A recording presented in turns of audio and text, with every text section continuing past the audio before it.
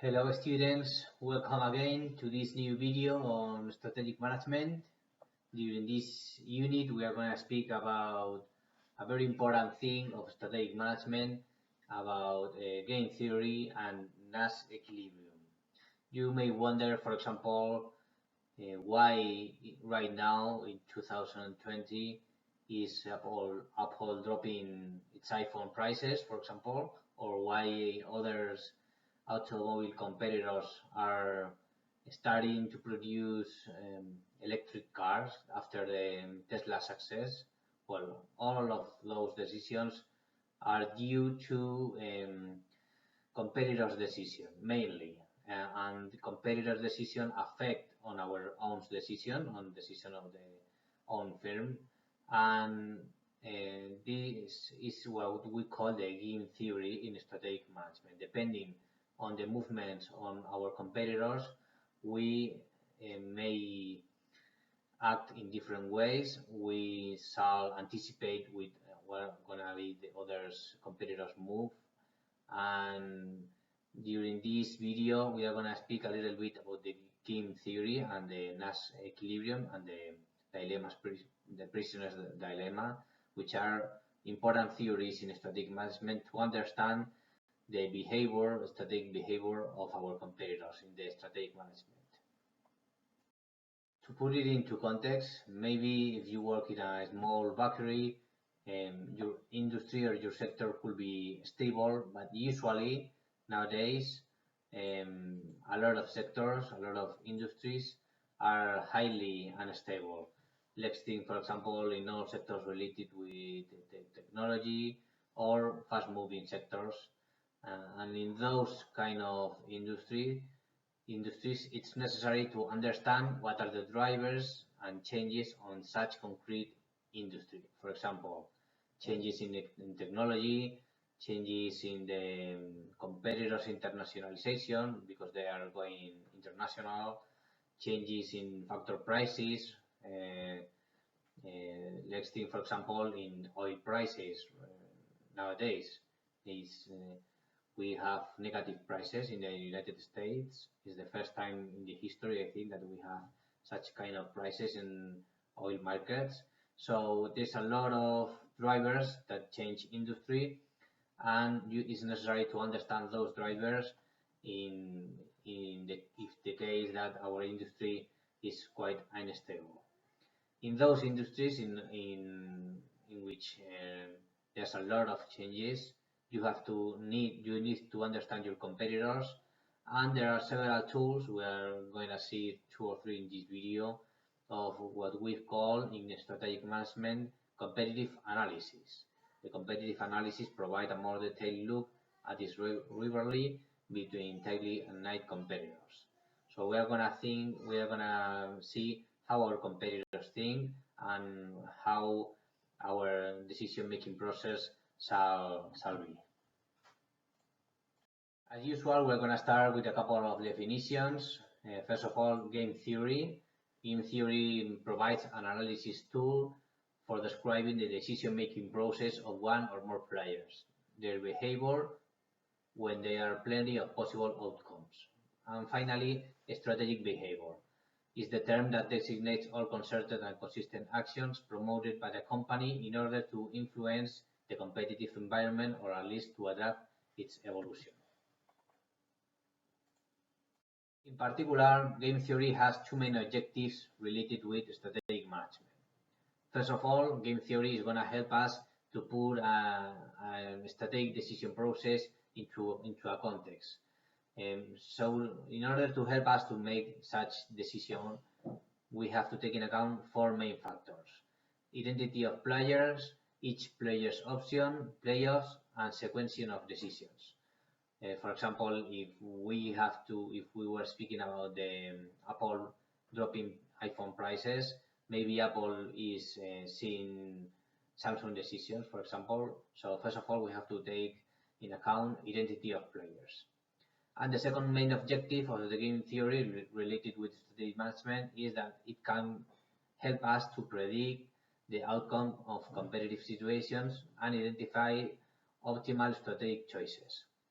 For example, cooperation, maybe instead of compete with Samsung, it will be better for Apple to make an alliance with Samsung and do not make competition between such two companies. Deterrence, for example, threat and price war, or commitment, frequently filed miles. But you have to remember that the game theory is a tool to help us to understand the market, to help us to understand our competitors, but it is not going to give us the concrete answers. Okay, we have to think on the concrete situation, taking into account the four previously mentioned factors to get the answers. We can say that the game theory is going to give us a tool for analyzing the competitive behavior in highly concentrated industries. Let's think, for example, in the soda industry, Coke and Pepsi, but in less concentrated industries with a lot of competitors, we still need to collect a lot of information about our competitors. It's what we call the competitive intelligence, which involves the systematic collection of an analysis of public information about rivals in order to inform our decision-making process. We may collect information from the commercial registry, from other public sources, but it's very important that we collect information and real information, useful information from our competitors so that we can complete our decision-making process. But it's very important to know what kind of information do we have to seek our competitors. It's not all information on the internet or public information are useful information. We have to concentrate in this kind of information. The first thing that we have to wonder about our competitors is strategy. How is the firm competing? Another important factor to take into account of our competitorship is our competitors' objectives. What are our competitors' current goals? How are its goals likely to change? Another important thing to take into account is the assumptions of our competitors. What assumptions does the competitor hold about the industry and itself? And finally, you have to remember the resources and capabilities of our competitors, the competitive advantages of our competitors. What are the competitors' key strengths and weaknesses? So we have to wonder what are our competitors' competitive advantages, and of course, what are our competitive advantages related with such competitors. With all those information, we make established predictions.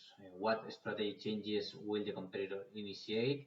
So is our competitors going to start any changes in the industry? And very important, how will our competitors respond to our strategic initiatives?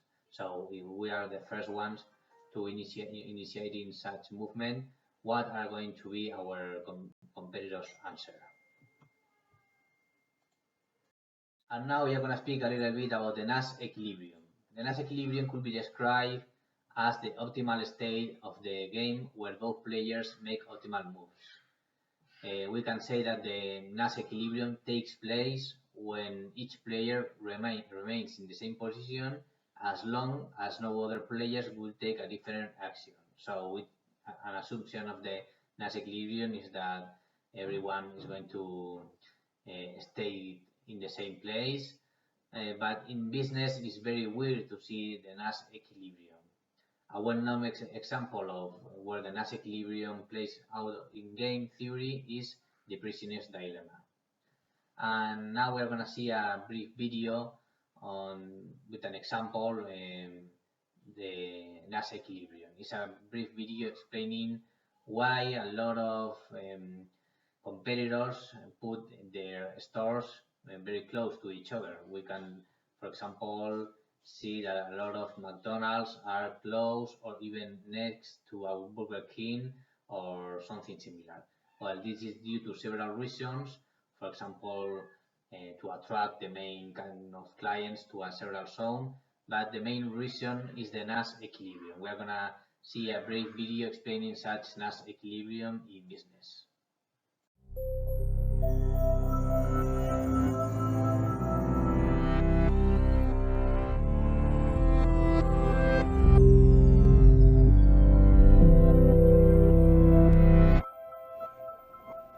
gas stations always built right next to other gas stations?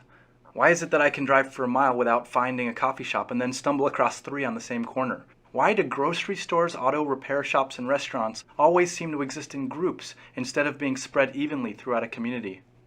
While there are several factors that might go into deciding where to place your business, clusters of similar companies can be explained by a very simple story called Hotelling's model of spatial competition.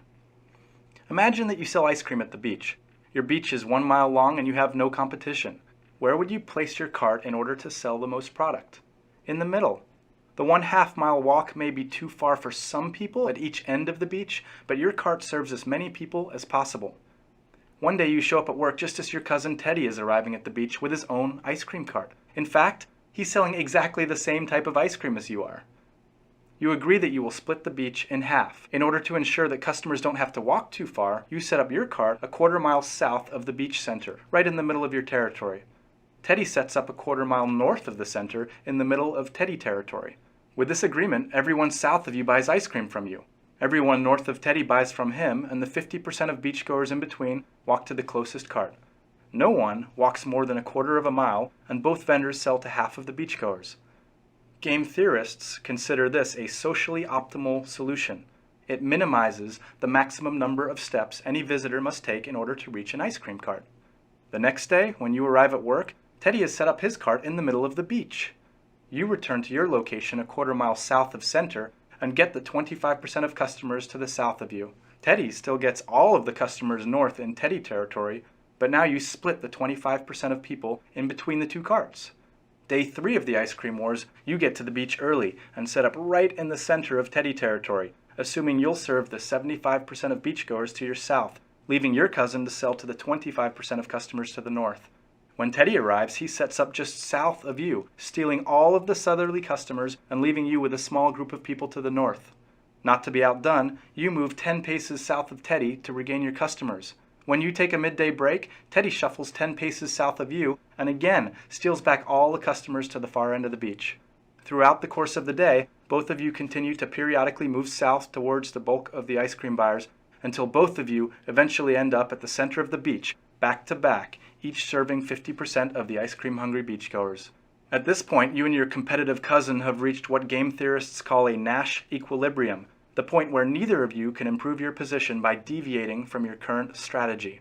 Your original strategy, where you were each a 1/4 mile from the middle of the beach, didn't last because it wasn't a Nash equilibrium. Either of you could move your cart towards the other to sell more ice cream.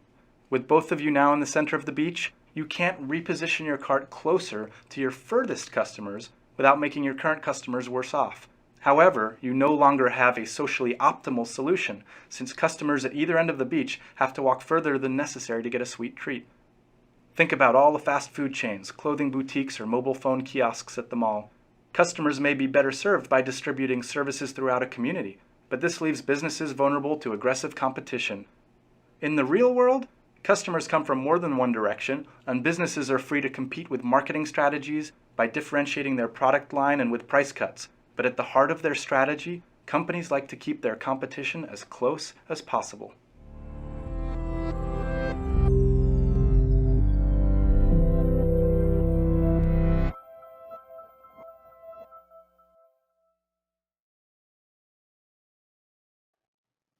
And we're gonna finish the video by speaking about a very important example of the game theory, a very important example in which the Nash equilibrium don't take place, which is the prisoner's dilemma. The prisoner's dilemma is the classic game in which both parties, both persons involved could be benefit, could gain, could win if both make an agreement, if both cooperate, but in reality, business is very difficult that two competitors make an alliance and an agreement, and in reality, each party is going to follow its own path. When the game takes place in reality, each player is stimulated to break any previous agreement and do what is in their own interest.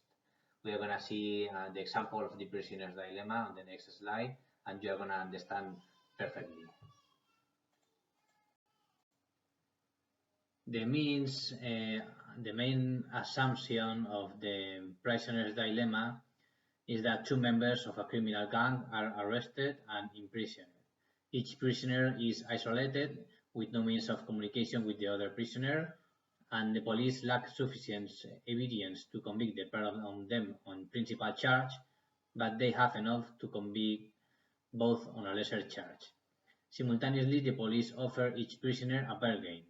Each prisoner is given the opportunity either to betray the other prisoner by testifying that the other committed the crime, or cooperate with the other by remaining silent. And here we're gonna see the possible outcomes.